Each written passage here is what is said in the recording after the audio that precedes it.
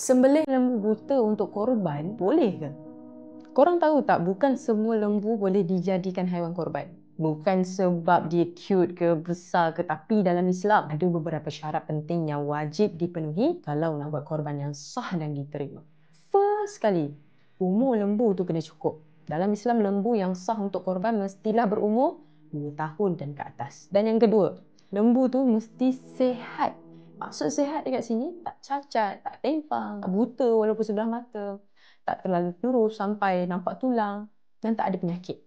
Itu paling penting. Ketiga, haiwan korban kena dijaga dengan baik sebelum disembelih. Dekat Koala Cattle Farm, kita akan pastikan lembu-lembu ni diberi makanan yang cukup, air bersih dan rehat yang selesa. Jadi bila haiwan tenang, proses korban pun jadi lebih lancar, tak stres dan yang paling penting, ikut adab Islam. Lagi satu, proses sembelihan pun kena betul. Kena dibuat oleh orang Islam, cukup syarat sebut nama Allah dan sembelih di urat yang betul. Semua ni kita jaga sepenuhnya, jangan risau. Dan korang juga boleh request untuk video penyembelihan lembu yang korang tempah.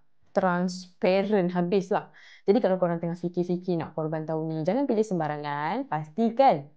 Pastikan ya, haiwan tu cukup umur, sihat, tak cacat dan dijaga dengan adab.